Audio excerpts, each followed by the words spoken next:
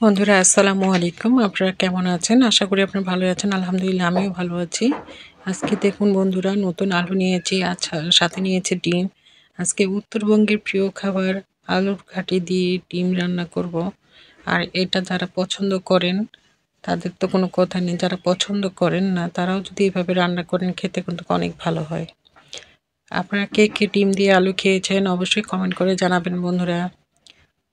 ভিডিওটা ভালো লাগলে অবশ্যই আপনার সাবস্ক্রাইব বা ফলো করবেন আর আমার পাশে থাকবেন, আমি যেন আপনাদেরকে নতুন নতুন ভিডিও দেখাতে পারি। আলু আর ডিমটা ভালো করে সিদ্ধ হয়েছে, এখন আমি এগুলো ধুয়ে পরিষ্কার করে নিয়েছি। আর ডিমটা আমি গোটা রেখেছি। আলুটা দেখুন বন্ধুরা কত সুন্দর হয়েছে সিদ্ধ। এখন এই কড়াইয়ের মধ্যে গরম তেল দিয়ে দিয়েছি। আর তেলের মধ্যে হলুদ আর লবণ দিবেন, তাহলে কিন্তু ডিমগুলো সহজেই উল্টানো যাবে, লেগে যাবে না। সুন্দর করে তেলটাতে হলুদ আর লবণটা মিশিয়ে নিলাম। নেওয়ার পরে এখন আমি ডিমগুলো ছেড়ে দিব। আর ডিমগুলো অবশ্যই আপনারা মাঝখান দিয়ে একটু একটু করে ছিঁড়ে দিবেন, নাহলে তখন ফুটে যায়, শরীরে লেগে যেতে পারে।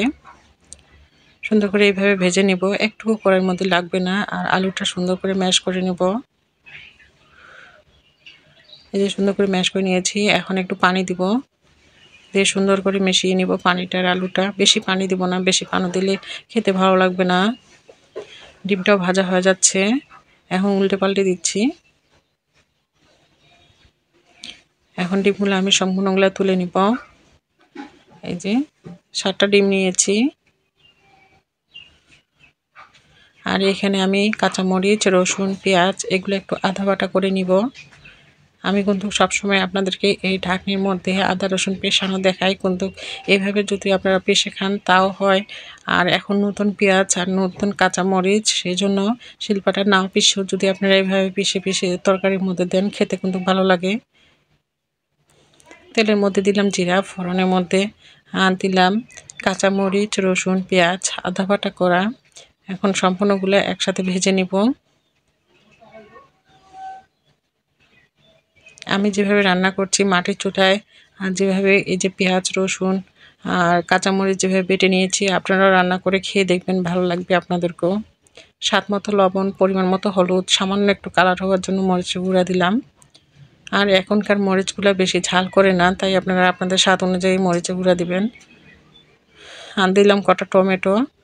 আমি কিন্তু সব মশলাগুলো একসাথে কষিয়ে নিয়ে এখন আলুটা যে সিদ্ধ করে ম্যাশ করে রেখেছিলাম সেটা দিয়ে দিলাম। দিয়ে অনবরত নেড়ে যেতে হবে, নাহলে লেগে যাবে। এখন আলুটাকে ভালো করে কষিয়ে নিতে হবে।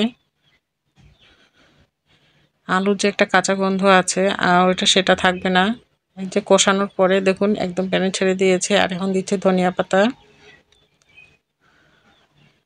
আপনারা চাইলে আপনাদের স্বাদ অনুযায়ী ধনিয়া পাতা দিবেন। আর এখনকার ধনিয়া পাতা একবারে কচি, তাই অনেকগুলো পরিমাণে দিলাম। খুব সুন্দর একটা ঘ্রাণও বের হয়েছে। আর এখন দিচ্ছি ডিমগুলা। ডিম আর আলু আরেকটু কষিয়ে নিচ্ছি। কষানো হয়ে গেছে।